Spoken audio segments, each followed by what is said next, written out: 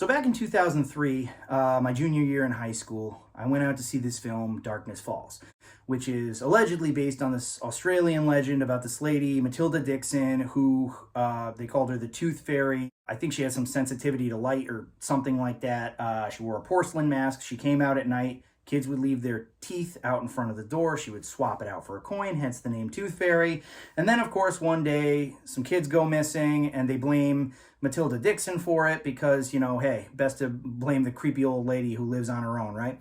Anyways, they kill her, and allegedly her spirit haunts I think it's called Port Fairy or whatever. Anyways, that's what this movie's based on, except instead of taking place in Australia, it takes place in Maine. I remember the first time I watched this, I actually really enjoyed it. I was like, oh my God, this is so scary. And I had my buddy Jack come with me for the second viewing. He was like, damn, that's scary.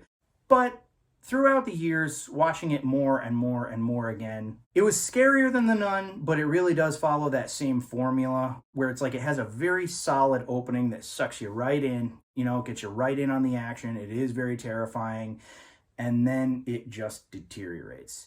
And I mean like horribly so, like jump scare after jump scare after jump scare, to the point where it not only is it not scary, but it's so formulaic that it's like you can almost go like 3, 2, 1.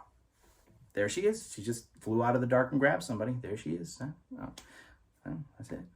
So this was like, right in the middle of that whole night terror thing of the early 2000s. And it was a bit of a disappointment, honestly, especially with such a solid opening. And also, not for nothing, but the ending is pretty epic too. I'm not going to go into spoilers, but I don't know if you really call it scary, but it was epic. It was a solid ending to the film. But then there's just that like 2/3 of the movie, which is just nonstop jump scares, and it's kind of garbage. I've always been of the opinion that the best horror movie, and never mind horror movies, the best candidates, period, for remakes are films that had a really good concept that were executed very poorly. Another example of this might be the 2010 film My Soul to Take.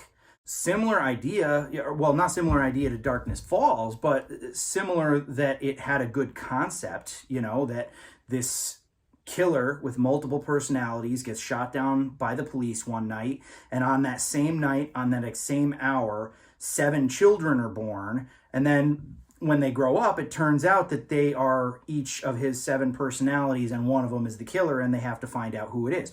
Really great idea. Horrible execution. Same goes with Darkness Falls. I actually really hope that they remake this horror movie. There's been a lot of, like I said in a previous video, I've heard that they're going to remake the others, and I'm kind of like, I don't know why. But if this is one of those films where if they wanted to take another swing at it, I would be 110% down. So Darkness Falls, I'd say it's still worth watching, for sure. You could honestly just watch that opening and just pretend that you're watching a creepypasta or something like that, and that'd be enough. But yeah, it's definitely worth seeing, even though it's not a fantastic movie. But if you have seen it, let me know what you think. And that's all she wrote. Or is it?